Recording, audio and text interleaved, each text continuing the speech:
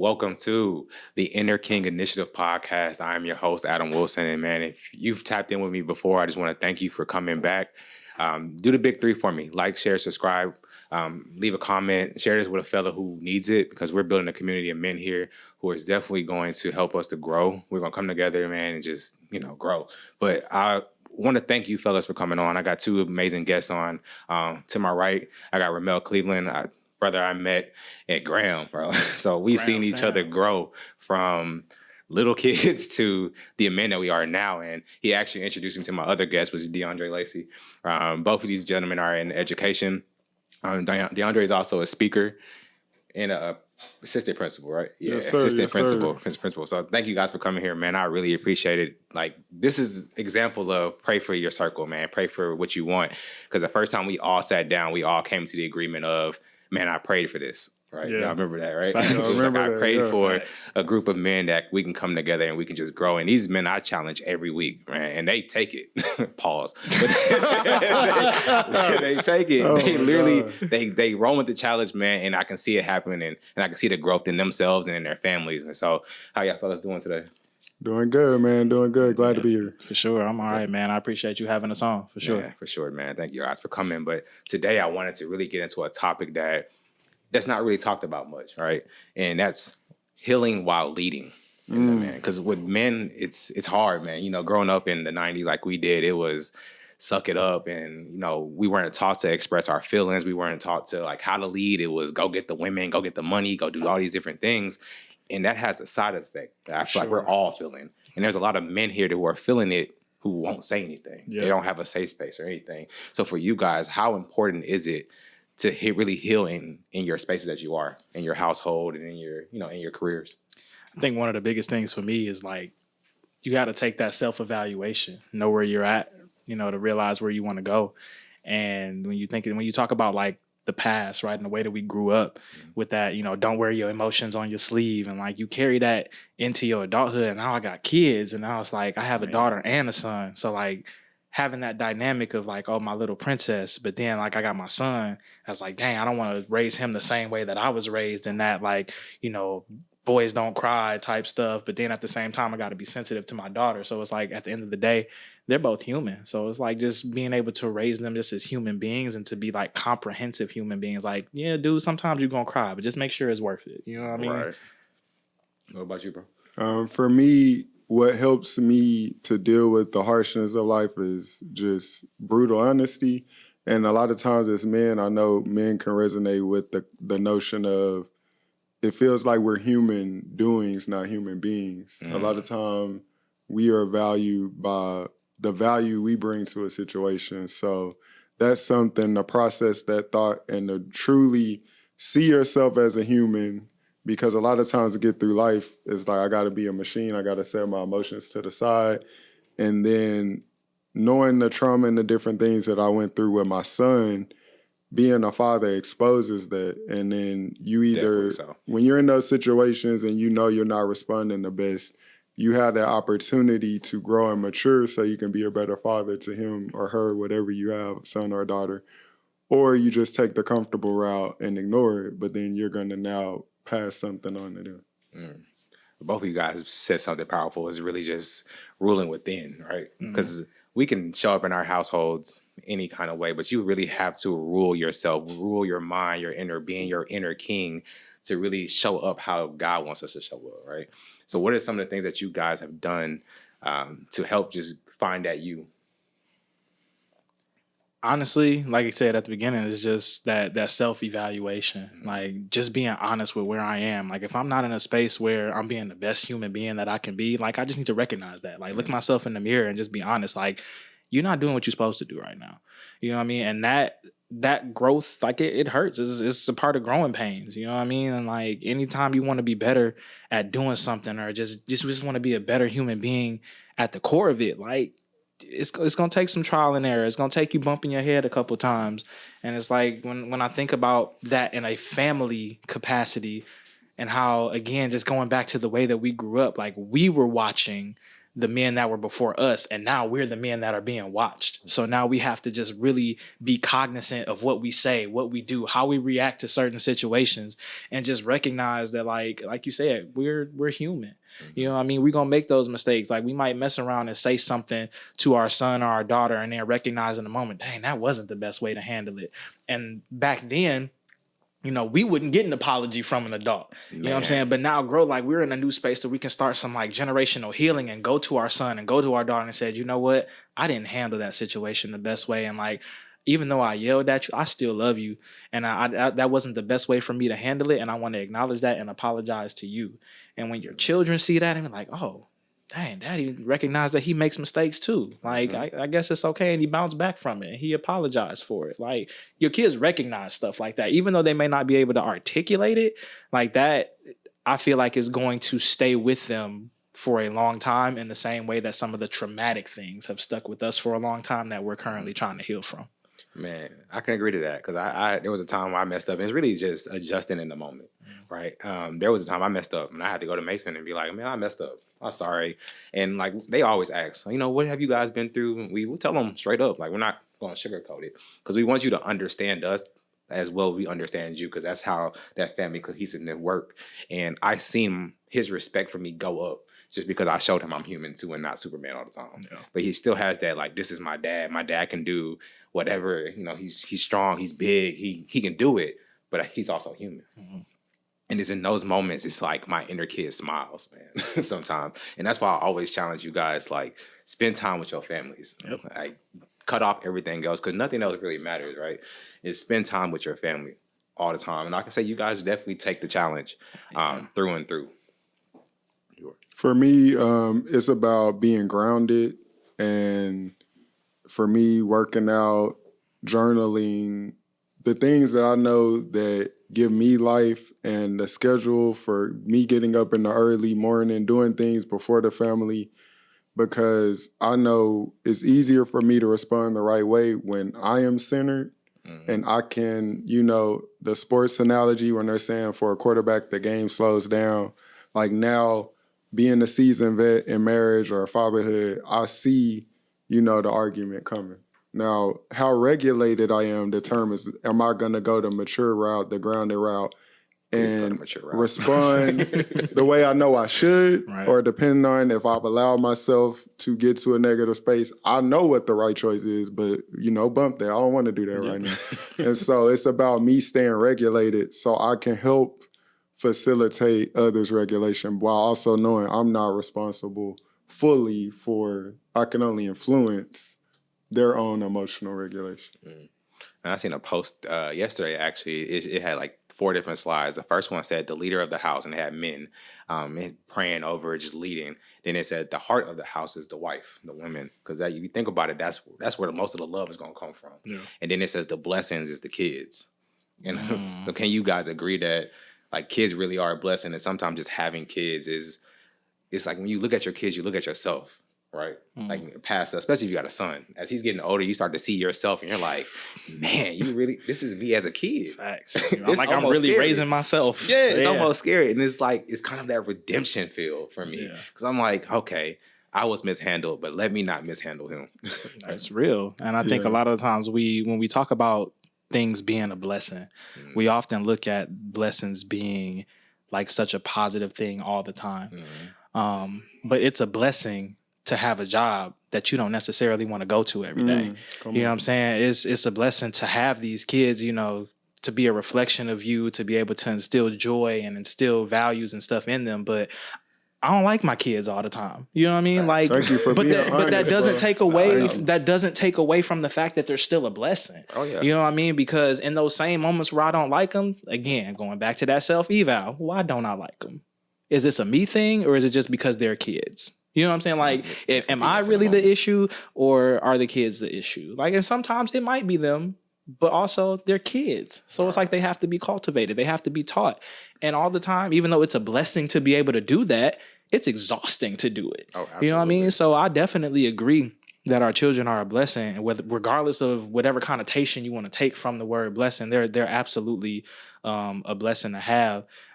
Just because of the way that they're literally a mirror, right? Your kids are literally a mirror of you, whether you want to believe it or not. Like, I would never act like that as a kid. Yeah, Talk to your parents. You absolutely did. You I think a lot of absolutely our acted that way. reaction is how regulated we are. For example, my son is literally almost a carbon copy of me, outspoken, a person, a principal. Like one time I was putting him to bed, his dirty hamper was somewhere else. I just threw his clothes in the closet. I'm like, we'll get it later. And he was like, no, it's supposed to go in the hamper. I'm like, bro, like, we got bigger fish to fry right now. I'm trying to get you to bed. But at the same time, I want him to be a man of principle. But at certain points, it's inconvenient. Yeah. So you have to make the choice. Am I going to override a good thing that he's doing because it's inconveniencing me? Or am I going to do what's uncomfortable for me to cultivate what I really want in him years down the line? And then earlier you were speaking to the roles. I think the biggest lesson I had to learn as a man was you have to have a capacity to not be liked. You have to have a capacity that you do love, but your love looks different and it doesn't always get honored.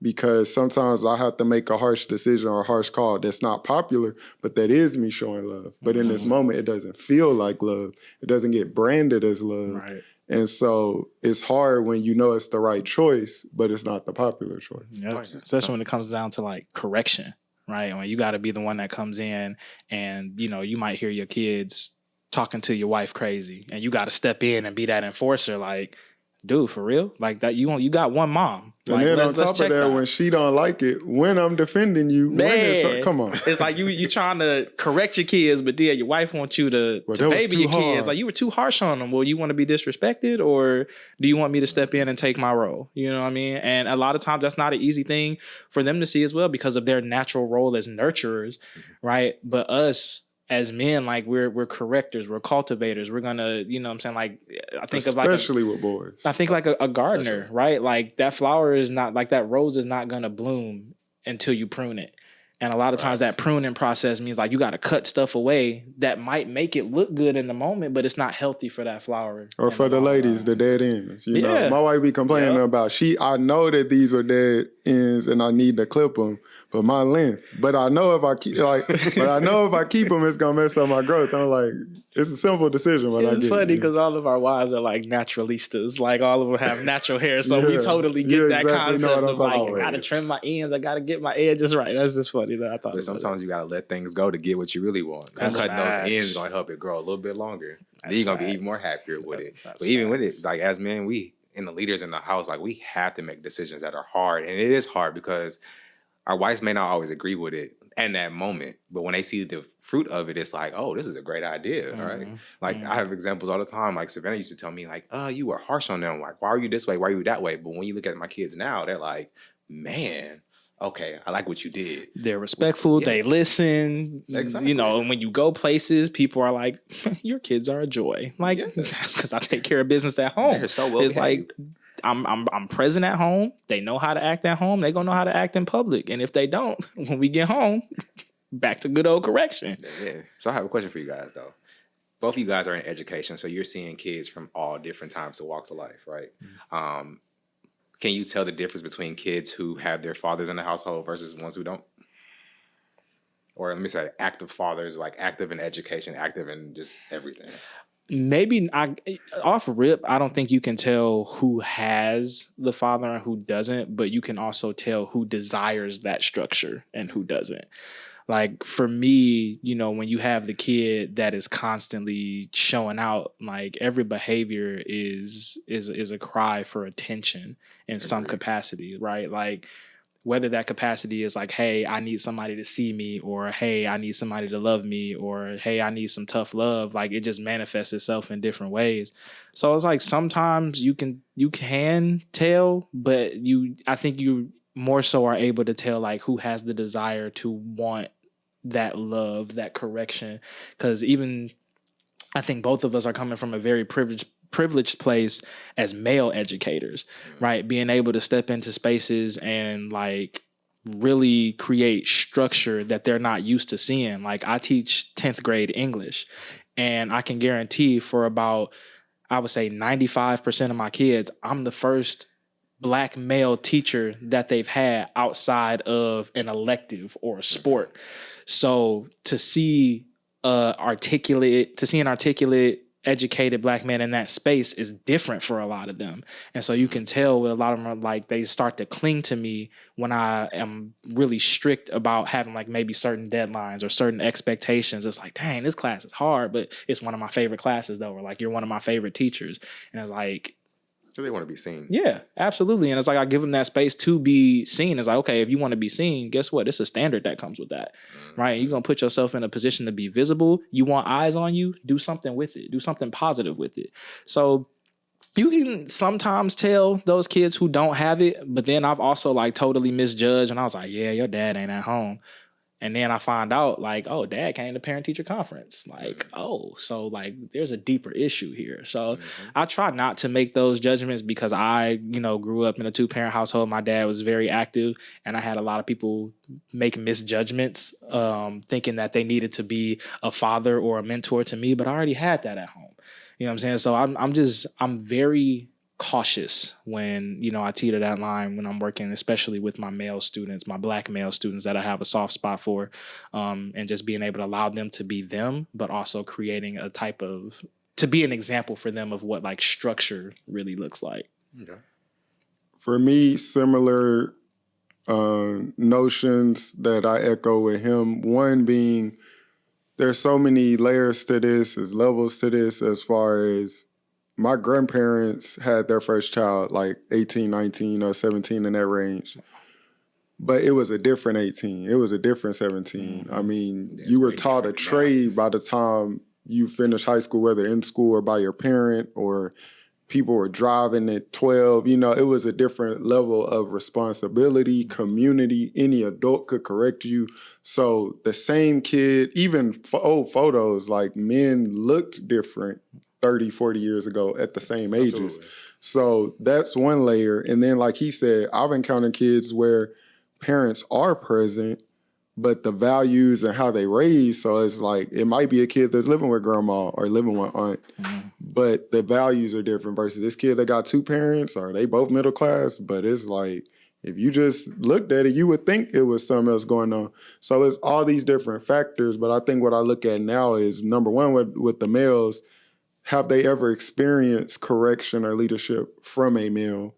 Because I think that does show when I'll see a pattern of, okay, Miss So-and-so can correct you, this person correct you, but if a male says anything calmly with emotional intelligence at all, you just can't receive it, versus a female educator. And then just home dynamics, just, hey, I'm calling you, your child did this, clear as day, evidence, camera, whatever, and you're sitting up having a conversation about how this isn't fair, they should get a warning. So you're already letting me know the values that you're raising your child with. So sometimes, it's age of parents, are they divorced, are they together, what type of values? So it's not as cut and dry as just parents being in the home. It's a lot of factors that shape, and to me, it goes down to what values are being prioritized as it pertains to the child. If you don't mind, I'll give him a prime example of something that actually happened recently. There's a young man, they called him down to the front office in class. So somebody came to my door with a note saying so-and-so needs to go to the clinic. And I gave him the note and I said, hey, they're calling you down. You need to go to the clinic. They're asking you about XYZ. Man, I ain't doing that. I said, hold on. They came to my room and now I'm responsible for letting you know. So if you don't go, now that's a reflection on me as if I'm not doing what I'm supposed to do. Man, I ain't doing all that. I was like, I have a job to do. I'm competent at my job. And I need you to know that if you don't do it, it makes me look like I don't know what I'm doing. Like, it's as much of a reflection on you as it is on me when you make the conscious decision not to go. All right, dang, man, I said I was going. I was like, no, you didn't say you were going. You shook your head. You said you weren't going. I was like, dang, I can't shake my head. I said, you're fully allowed to react. You're human. You're upset. You're being inconvenienced right now. But I said, I don't think I did anything to warrant the attitude that you're giving me. You right. I'm sorry. My bad. Got up, went down to the front office. Like, that whole exchange didn't even need to happen. But because, like you said, like, they're not used to the correction of a male and what that looks like. They're used to being coddled. They're used to warnings. They're used to saying or hearing people say, oh, it's okay. Well, you do it on your own time.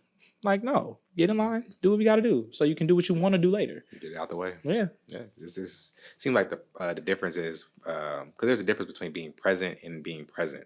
in your own. There's a difference. You could be sitting there on the couch, just not saying anything to your kids, but it's also that presence of being there, putting in the time, putting in the work to sit there and talk to them and correct them, even when the wife is like, I don't like that. And it goes back to wealth too. I had to forgive my parents because bearing the weight of manhood, parenthood, and everything, I realized that when you're dealing with financial crisis or any health crisis or all these different types of crisis, you don't have the mental bandwidth. Like, you know, I could see my parents, a conversation like that, it's not going to go that way because the things they were dealing with, I don't have time to spend this extra 3 minutes to walk you through your emotions to get to this point. I need you to get in the car now. I need to go here now. And so I had to forgive them because I realized the things I was able to do to get to a slightly better position in life afforded me the space. Also the work I did in myself, but I mean, when you are looking down, you know, the pipeline at bills or whatever the different pressures they may have had, you just don't have the space to have those type of developmental conversations. So a lot of opportunities. And I think that's what happens with some of these kids. And even the privileged ones, sometimes they're in just as bad of a situation as the impoverished ones because, well, now mom and dad are having these jobs that take so much time. They're still not having these types of conversations. Right. So then they get to school and they get correction or they experience certain things. They don't have the software to process conversations like that. So as teachers, I mean, and educators, we're surrogate parents, we're counselors. Some kids, we have professional counselors and they rather talk to us. They don't want to go. Like they say, I'd rather talk to you. So it's like you wear so many hats in shaping this child, and it's a profession that's lost its allure and, respect. And then got to go home and raise our own kids after that. I don't envy y'all at all, bro. But that kind of reminds me of what I told you guys earlier this week. I was like, your family should not compete with your career. Yeah. Right. And you think about it, you go to society and everything tells us, like, as a men, we're supposed to work hard. We're supposed to go get all the money and just work ourselves to the bone. And I often say it, I'm like, if you really look at the older generations, the men is always like broken down, like barely can walk. And then the wife is just vibrant, just chilling, having a good time, enjoying her life. And for me, that didn't feel right. I was like, man, my kids want me home. Yeah. Like, I want to be home. I don't want to be working all the time. And so that financial pressure that I have to go out and make it, I have to perform, that performative energy, it's tearing us down, bro. Like, really, honestly and truly. So how do you guys balance it for yourselves? I'm going to be honest and vulnerable and brutally honest because I believe in doing that and putting it out there because I know there's other men suffering. And I'm going to have to call out the wives and children respectfully, but I had this battle all the time. Like, 1 minute you guys will say as wives and children and family members that you want us around, but you're not always in alignment with all your other actions. You sending me Instagram reels, you sending me, son, you pointing at this, you saying you want this, and there's some type of cognitive dissonance between I want dad around, but I want all this stuff. I might not directly say, put pressure on him or intend that, but I want to go to Disneyland. I want to go to McDonald's every day, or, I want all these things. So then when I say, well, it's going to take me working extra, it's going to take me doing this, well, I don't want that either. It is frustrating as a man sometimes where it's like I'm getting a mixed message. Like, I don't mind even going to do the work necessary to get some of these things you want, but everything comes at a cost. Right. Like, what are we willing to sacrifice to get,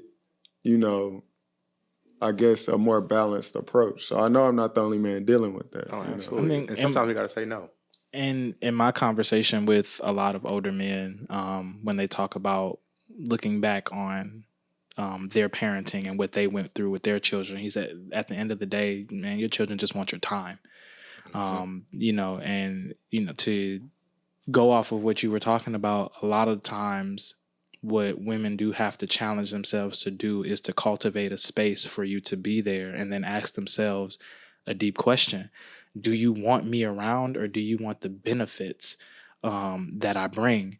And that's a part of a lot of men's mental health, because like the minute that we're out of a job and we're not able to provide in the capacity that, our women want us to, now our value looks different. Oh, yeah. So it's like, are you going to create a space to say, like, are you going to be down for me even when all the chips are down? Like, are you going to be able to, kind of step up and help me, while I'm down? But also, because of the man I am, I don't want to be down forever. Like, I'm not about to be content with being down, but like sometimes life happens.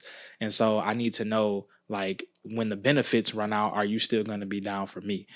And that's a tough conversation, a tough place that I think a lot of men need to have with their wives, is like, do you want me for me, or do you want what I'm able to give you? Like, or do you just like the idea of me and what I can provide for you and the family? And at the end of the day, I don't think there's a balance. There's never going to be a balance in all of those things, because when you try to find balance, you lose yourself in that. Oh, yeah. And so when you have to take the time to be like, look, something's got to give. If I'm going to be this comprehensive man that I want to be, something has to be sacrificed. And obviously you never want to sacrifice your wife, because that's your first duty as a husband. That is your first priority as your wife. Sure. Your second is your children.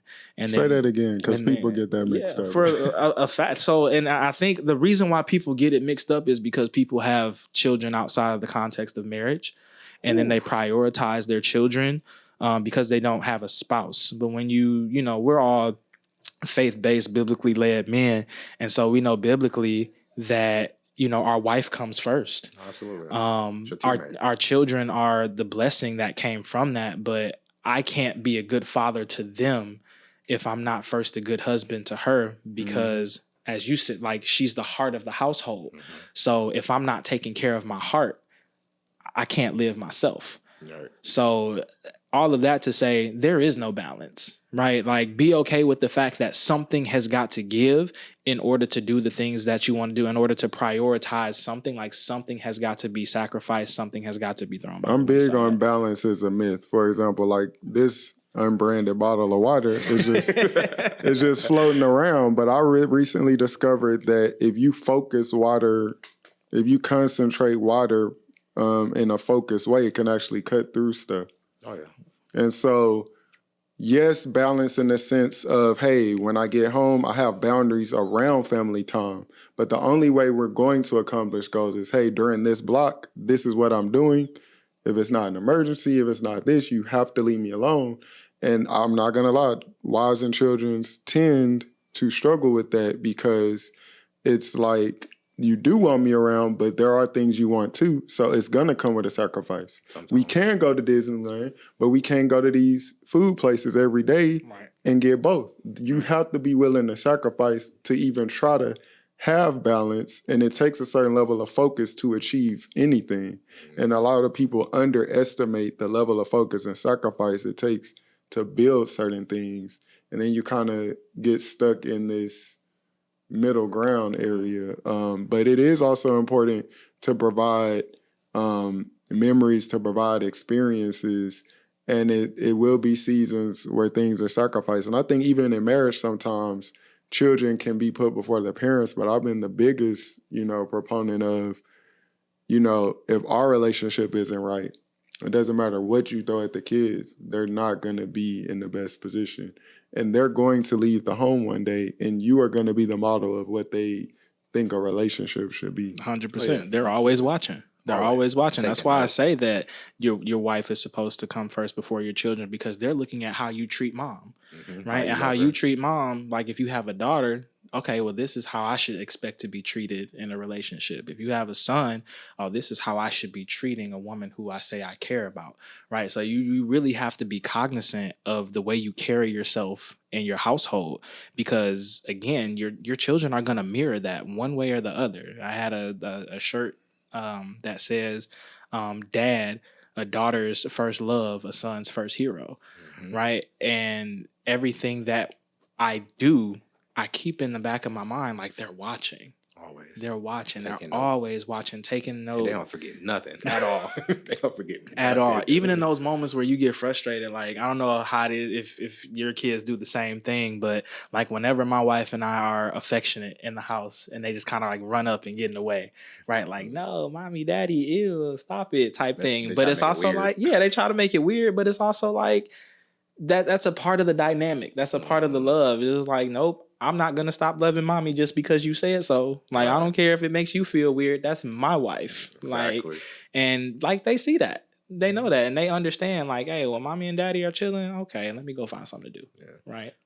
So I'll take it back because one of the things you said is like that. Sometimes we got to sacrifice, and sometimes there's those seasons where we can't provide how we wanted to provide. Because there was a time when me and Savannah was outside, man. We was traveling, like we was enjoying life. Yeah, but then God said Job season and took everything.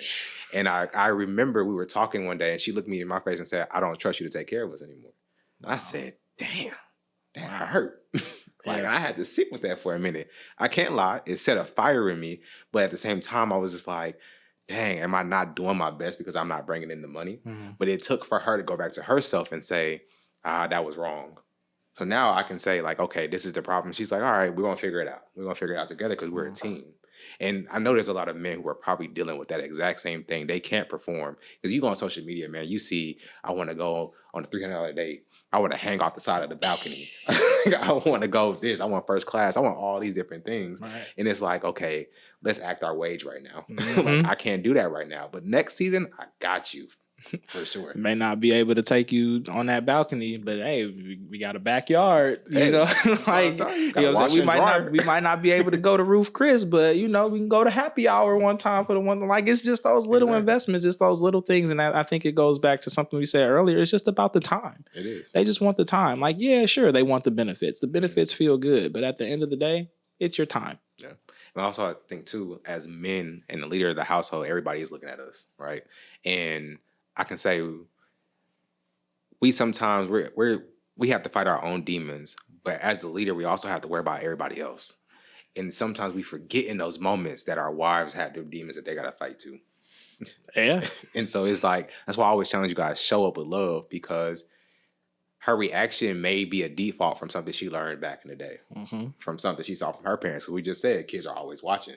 And what kids are always watching, they're always processing, they're always internalizing the things that they see. And it's like, we have to think about that for ourselves too. We're reacting the way because we saw something, we were taught something, somebody said something to us, and it's the exact same thing for them. And a lot of times, especially like us millennials, those women, bro, they were taught to perform all time. So when you use like, hey, let's work on this, it's, oh, why are you criticizing me? Mm-hmm. And it's in those moments we have to show up with the softness, and it's just say, I'm not criticizing you. Like, I'm really just trying to get us to be better. But for us to be better, you have things you have to work on, and I have things I have to work on too. And it's that vulnerability and being open in your marriage or in relationship to even say that. But you have to be confident enough to say it. And the biggest mistake I made early in my marriage, because, love my parents, but got to be brutally honest, they did not model conflict in a healthy way. So it made me avoid conflict.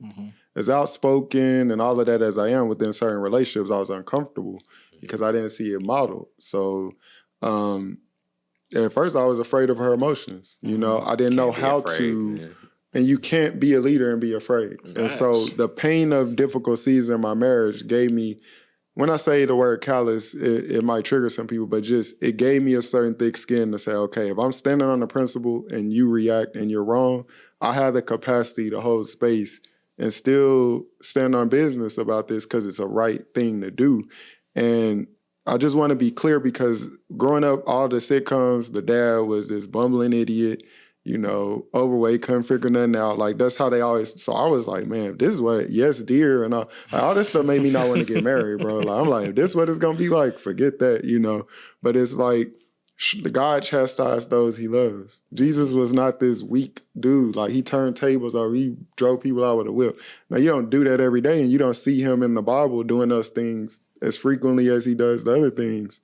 But love isn't just, to me, you got to love somebody more than your need to be liked by them. That's when you really love somebody. Like, that's why I'm not everybody's cup of tea. I'm not meant to be everybody's friend, because I will love you so much that I will throw this whole friendship away before I sit back and not tell you the truth about yourself. And sometimes 100%. I've triggered people by telling them I believe in them. Yeah. I've had somebody get mad at me for giving them a compliment, but because they had issues about believing that about themselves, they got mad at me for giving them a compliment. But I would rather sacrifice the friendship than be a bad friend by not telling you the truth. To me, that's real love. That I love you more than even the relationship. Because at the end of the day, you have to hold the standard of who you are. Yep. In any room that you walk in, any space, any person you're talking to, you have to hold that standard. Sure. But so I'm thinking about, because back to what you and your son, you were talking about how you threw the clothes and he was just like, no, I want it over here. In the household, that's how we have to be. Like, because there's times where I don't want to do anything, but I just be like, you know what, just whatever. But I have to remind myself, like, nah, that's not the standard. If you slack off, they're gonna slack off, right? And he's like, you are the example, not even just for your kids, but for your wife. There's been things that I've done on my own because I just decided to do it, and I realized Savannah started doing it, like going to the gym. And a lot of people are like, oh, I want my spouse to work out. Okay, just start going. They're gonna follow suit. Model the behavior you want to see. Model the behavior you want to see. Because Savannah was like, I'm not working out. I'm not doing all that. And I was going to the gym. And she kept looking at me like, oh, these gains. Like, hold on. Like, you can't leave me behind. And now she up at 4 o'clock in the morning with me working out. And I saw this analogy. It's like, as a husband, your wife is like a ship and you're like the tugboat, and you're connected by this really long cord with a lot of slack in it. Mm-hmm. And you got to get so far ahead before there's enough tension to pull it along. Yeah. Oh, yeah. And that's kind of how it is. Like, I noticed in my relationship, I have to have a different level of extreme discipline in the area to begin to have influence. So, like, if I really want us to eat better, I have to go through a period of literally, like, if we pull up to a fast food, I don't order nothing. I don't get, like, I don't. And then they'll come along. If I literally try to map out this little plan, and, like, I have to lead with extreme action. That's why I've known that's the only way to really get the results that I'm looking for. Starting with myself, extreme, very visible action, and the action silently convicts and does all the things it needs to do. Like, when the house really needs to get clean, I'll just start clean on my own. I want to announce this is a clean day, then everybody else start doing it. And it's like, you just have to kind of accept that that's your role. Yeah. Okay. And it does, there is a loneliness in it that I think can't be escaped, like, because you're the leader. Like, so you have to lead from the front. And nobody understands, really. Nobody in your household truly understands, and sometimes you don't feel appreciated. Especially when they don't, like, when it's okay to argue, but in arguments when it's like, you don't do enough this, you don't do that, and it's like, I'm not trying to keep score, but it's like, bro, you don't even realize the silent, but the things that I don't even talk about that I'm dealing with, you know? So that hurts more than what I'm dealing with. You not understanding, oh, I don't do enough. Oh, I don't this. Like, you don't even understand what I do, or the things I do to where that's not even a thought for you because it's already done, you know? It's crazy because that literally parallels our relationship with God, right? Like, when we look at it, all the things that God does that we don't even know about, right? The things that he goes, you know, years down the road and is already set up, and you walk into it like you did something when he already orchestrated that. And now it's like, you got to remind yourself and humble yourself to be grateful. Like, dang, it was nothing that I did. It was nothing that I did that could have made this situation work out in this way. And it was all God. Like, a lot of the things that I go through with my wife or with my children, I literally parallel it to my relationship with God. So it's like, what if God just sat down and said, I'm not going to be God today? Right? And said, I'm not going to bless you. I'm not going to cover you today. Like, what happens then? Right? In the same way, if I said, I'm just not going to go to work today, I'm not going to show up for my family today, it's going to break down it's going to break down the structure that we have. It's going to take away from the purpose that we're supposed to be living in. So it's like, you know, even with, you know, with Josiah saying like, no, Daddy is supposed to go here. Right. If that day you were just like, nah, we just gonna do it this way, what lasting impact could that have had on him? You know, like if God was like, nope, we're gonna do it this way because this is the way I set it up. I am God. This is who I am, and you decide to go the way that you want to go anyway. You know what I mean? Like, so he could be obedient, he could be disobedient, he can go whichever way that he chooses to go, and like, we literally live that same life. And it's not like I'm saying, like, obviously we have like a God complex as husbands or anything, but we take on that leadership role. We take on that mantle. We take on that, right? We're created in his image and his likeness. So if that's the case, then we have to carry ourselves accordingly. Like, yeah, it's going to be times that there are things that we just don't want to do, but we know that it is for the betterment of the relationship. right? Whether it's for the betterment of the relationship with our wives or it's for the betterment of the relationship with our children, there are sacrifices that have to be made. And surely if God can sacrifice his only son, I can sacrifice a little bit of my time, or I can sacrifice this minor inconvenience that I'm making a big deal out of. So it's one of those things where, again, like I just constantly go back to that self-evaluation. Like you just really got to check yourself and humble yourself to be like, I'm not bigger than this situation.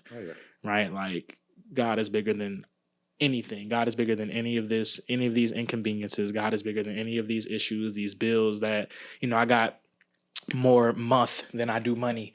You know what I mean? Like, and I don't know how I'm going to make it, but then God shows up all of a sudden, right? I liken that to, your children. They're thinking that, oh, we ran out of juice, or we're running out of juice. You coming home with groceries, and right on time, like, yeah, daddy's home with the juice. You know what I'm saying? Like, it's little stuff like that I just liken my relationship with my family to my relationship with God, and just humble myself to know, obviously I'm not God, but also I have a mantle, I have a responsibility that I have to carry out in order to be the best man that I can be, so that I can pass on this generational healing that we're going for, right? Everybody always talks about breaking generational curses, which is great. But once the curse is broken, then what do we do? Right? So that's why we have to go in the route of this generational healing, because that healing is a process, right? And if we can model that process and what it looks like, right, and those ebbs and flows, those ups and downs, like it's never gonna stop. Healing is never, like nobody is ever going to be whole or healed, right? So we have to model what that looks like when a situation doesn't work out the way that we want it to, or, we don't get the favor that we want in the situation. That doesn't mean quit, right? Because those are things that, teaching your child how to ride a bike, just because you fall, do you still want to ride the bike or no? And the fact is, they might not want to ride the bike because of how hard they fell, like it hurt, and they don't want to experience that pain again. But also, if you want to ride the bike, you got to get back up. You got to learn. And that's that tough love that we go back to, right? Like a lot of moms, would be like, oh, my baby, you hurt. Okay, you don't have to do it if you don't want to. Like, I know, this hurts, that hurts. And me as dad, I'm like, nah, get up. Try again. Let's go. Do it again. You're all right. Oh, you tired. They do this. You're fine. Get up. And especially with boys, because as men, you understand the mental and also just the lack of empathy that overall you're going to get as a man, and the mental fortitude and the self-esteem you need to overcome the challenges of life. So a little thing like, it was time when my son wanted to go outside, but he was scared to go out there by himself. And I said, look, I'm going to meet you in the middle by looking through the window, but you got to go out there. I can't let this fear grow in you, because it's not about this one instance. It's about the concept of fear growing inside of you. And tough love isn't necessarily even a belt or being loud. It's pushing you to overcome challenges that I know are going to serve you later. Just teaching them, setting them up for it, the foundation for it. Because a lot of people will wait until their child are like 16. Too late. It's too late. Kids learn the best from ages, whatever, they start learning to like 7. The formative years. Yeah, that's the foundational years. Like, teach them. Don't let them quit. Quit for what? What are you quitting for? Because if you quit on this little thing, this little game, this little bike riding, when something happens later in life, and it will, because manhood is hard, what are you going to do then? Yep. The biggest joy is seeing my son in those little things, and he's like, I did it, Dad. I did it. I could do it. And you just building on that. Oh, man. I remember one summer, bro, we was at the pool, and I said, Mason, jump in 7 feet. He was like, no, I'm good. I'm not doing that. He's sitting at the edge. He's like, all right, I'm going to do it. And he started running. He got to the edge of it. He stopped. And I'm like in the water, like, bro, I'm going to catch you. Just jump. Yeah. I had to give him a whole keynote speech. But sometimes you have to. Yep. Exactly. And so I did it. And he finally got the nerve to jump in. And I let him touch the ground. Then I caught him and threw him back up. He was like, oh, I'm going again. Like, he was terrified of water, because it was one summer. It was when I was living in Georgia. It was one summer he came down here.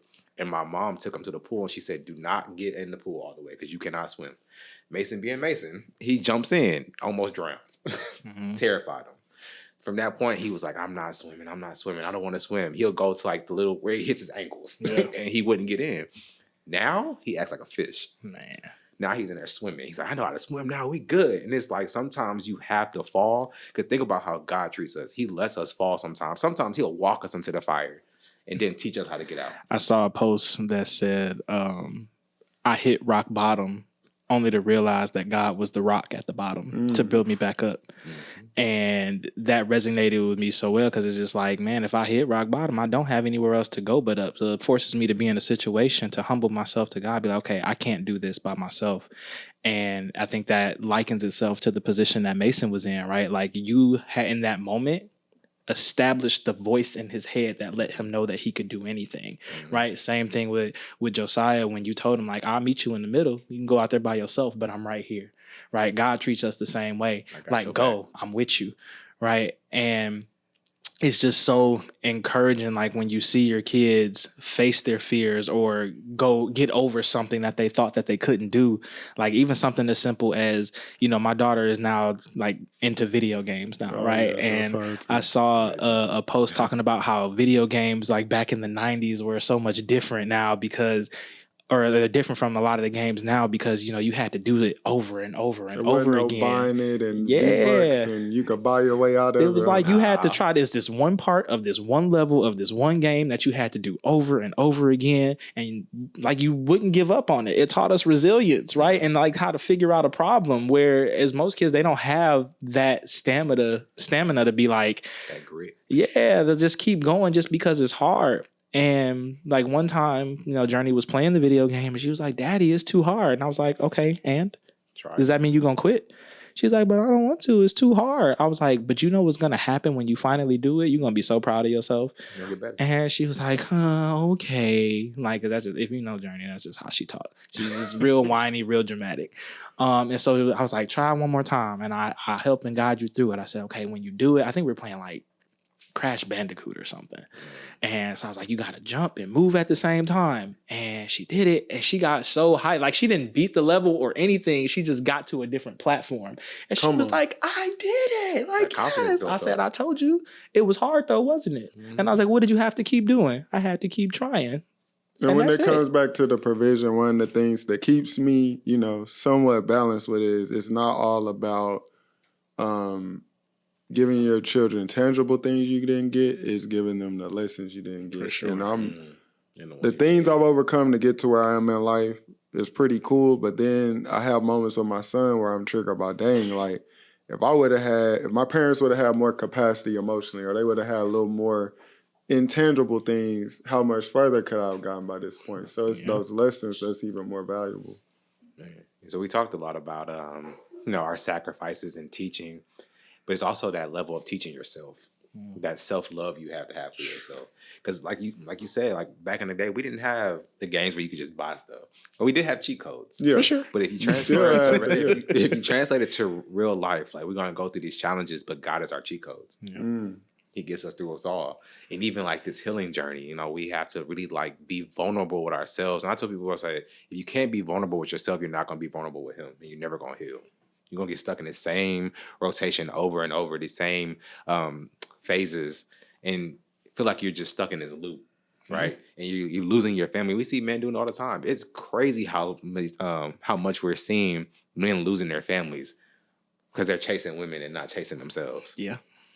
Yeah. Because it's that void. It's that void. It's that when, and just being somebody who, you know, had to pull himself out of that season, right? Like, you have to love yourself enough to recognize that the things that you chase outside of your family are fleeting, right? And the reason why you chase them is because you're not supposed to have it, right? We want the things that we can't have, that we shouldn't have, instead of cherishing the things that we do.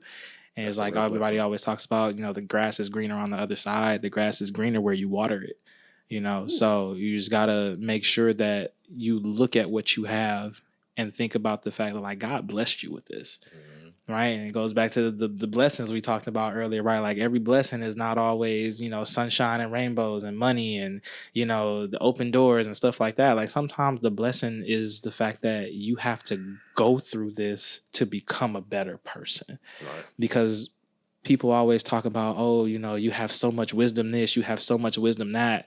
Wisdom comes from learning hard lessons. Oh, absolutely. Right. And it's a blessing to be wise, sure, but nobody talks about the things that you have to go through to gain that wisdom.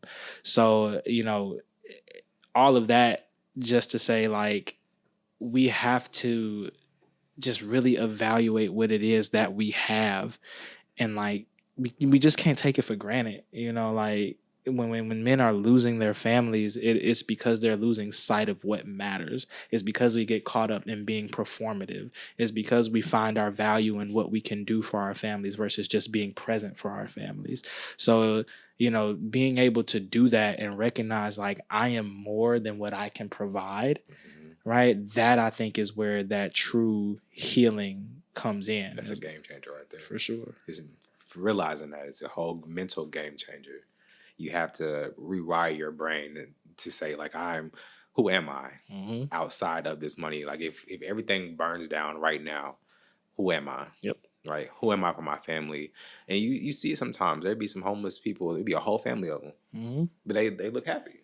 Sometimes they're together. They're together. Yep. Right. And so that's why we say, like, your family is number one. That's your first ministry. You can go do everything you want to do in the world. You know, bag as many women, travel the world, careers, whatever you're doing. But if your ministry is not right, you're chasing the wrong things. Yep. Right. Got anything, bro? You bubbling over there. No, I think too. I'm big on accountability on both sides. I think, you know, the other part of the family, women and children. You know, we grew up watching Batman. We grew up watching Spider-Man, Superman. I'm not gonna keep giving, you know, free advertising, but different heroes, right? And Appreciate it. Amen. Men want to be a hero in the story, and I think simple things like gratitude. Like, I'm gonna be honest. The other day, my wife apologized to me, bro, and that apology meant more than me. I mean, she done bought me an iPad before. She done bought me tickets to professional events that I never went to before, like all kind of stuff. And that meant more to me than any of that. I mean that seriously. Like, it really doesn't take much, but men tend to be led down the path of cheating or working too much because I don't mind putting forth effort, but it's just like the video game. When you beat it, you get something, even if it's just the next level of its points. And that dopamine. Dopamine, like being one, you have to learn how to provide that for yourself in healthy ways. But also, if you are people that love men, like a simple thank you, a simple gratitude, create a space where I'm kicking down the door. I want to come home. You know what I'm saying? Because of the appreciation and wait to see my wife. The things. You know what I'm saying? Those type of feelings, right? So, how would you rank compassion and empathy from your spouse? How would I rank it like as far the as level the of importance for you? Like, for example, transparent moment, like my birthday just passed and my family put together this impromptu something for me because I kept saying, like, I don't want to do anything. And everybody like, something's wrong with me. But I was just like, I honestly, as a man, I'm not fully where I want to be in life. So I wasn't in a celebratory mood. I really didn't want to do anything. And, but one, on the flip side, the fact that they could sense that I didn't want to and they made the effort, that meant a lot for me. Or just, you know, I used to tell my wife all the time, if you made me something, even if it got burned a little bit, I'd rather you make me something and just we go out to eat. Not that I don't want to. So it's like those intangible things matter more to me than, you know, a lot of the things that people would think people want. So I definitely think just compassion, desire, and just those intangible character traits and actions that you can do in your relationship, like, that's what matters the most. Because certain things, I can get a job, I can do this, I can buy that for myself, but I can't buy somebody wanting me, you know, somebody wanting me to be around, someone appreciating me. That's something you can't buy. Yeah, exactly. And we all just need that assurance at the end of the day that I am doing the right thing. And it's hard to tell when you're doing it. Yeah. And even, you know, with a father who recently has gone through divorce and has felt like he's done everything that he was supposed to do and got nothing from it, right? It lets me know that obviously it's bigger than the money, right? But being able to be in a space where I can come home and my wife just says, like, I see you. Like, you know, go relax. I see you.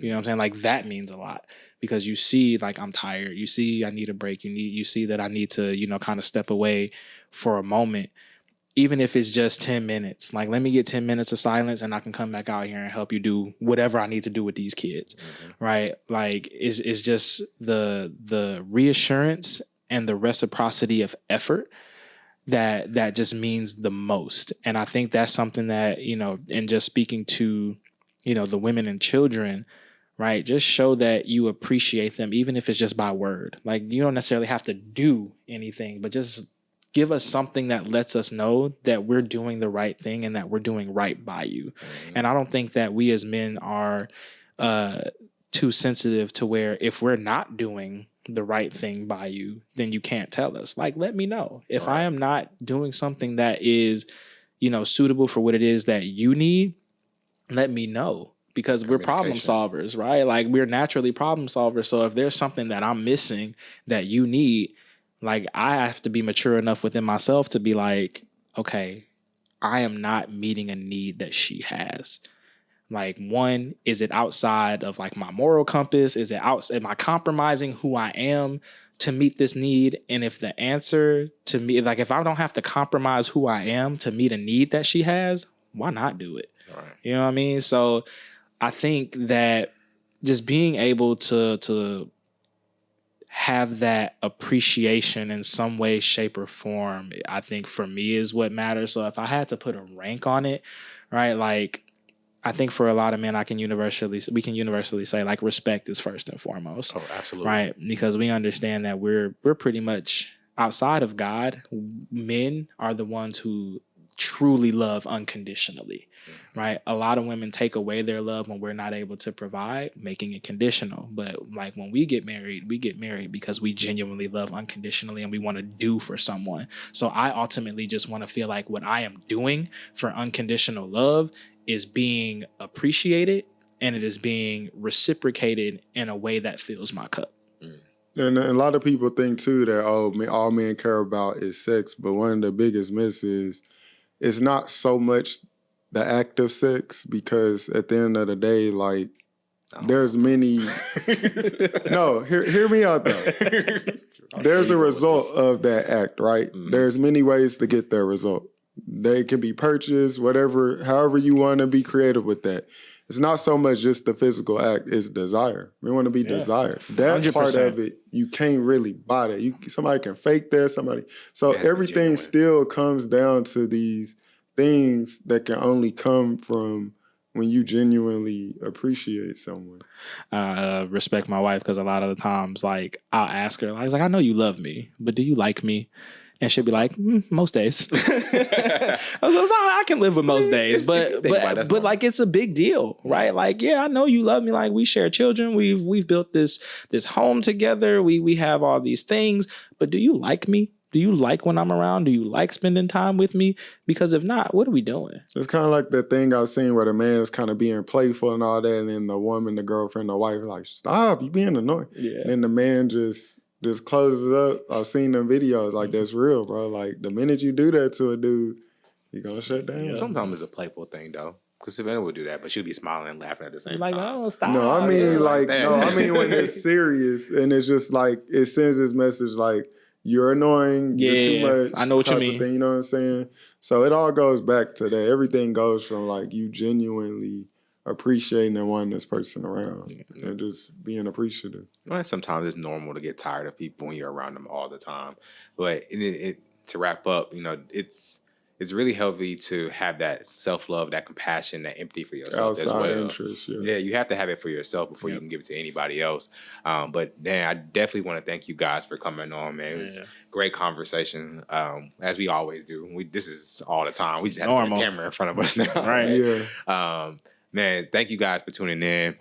Like, share, subscribe, comment. Send this to any man you think needs it. This is definitely something we're building here to build community, healing space for men, because we don't have it, right? Nice. Everybody talks about what women need, but nobody talks about the men's struggle and manhood, fatherhood, being a husband. So this is why I wanted to create this platform, and you guys being on here definitely was special for me, man. Let's keep challenging each other. Let's keep growing. We have to do it for our families, and not really just for them, but for ourselves as well, because we have to be who God called us to be. Facts. Yeah, any final words? Just to any man out there that's struggling, because I come across men who don't have a space to just have this type of conversation. Just having a space to be heard goes a long way. Reach out, literally. Like if you DM any of us, we were more than welcome. Just helping you talk through a tough time. Your life matters. Don't make a permanent decision because you're going through a difficult time. And I'll put everybody's contact in the show notes. But go ahead. Yeah.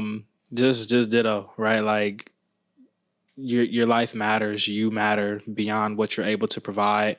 Love yourself. If you feel like, you don't have anybody to talk to, you do. You just have to be humble enough to let that guard down. Let that guard down and have the conversation, because you're not the only one going through it. And just know that, like, you're not alone. And I think that's the biggest thing that a lot of men need to know is, like, we're not in this thing alone. We're not the only ones trying to do the right thing and raising our families and doing right by our wives and, trying to be the best men of God and set the best examples. Like, it's hard. It's hard. And if it wasn't hard, we wouldn't have lost so many men on the way. So, like I said, just continue to love yourself, love your families, and find that circle of men that you can trust, and pray for it. God will give it to you, because you looking at an answered prayer right now. So there's that. Thank you guys for tuning in. See you next week.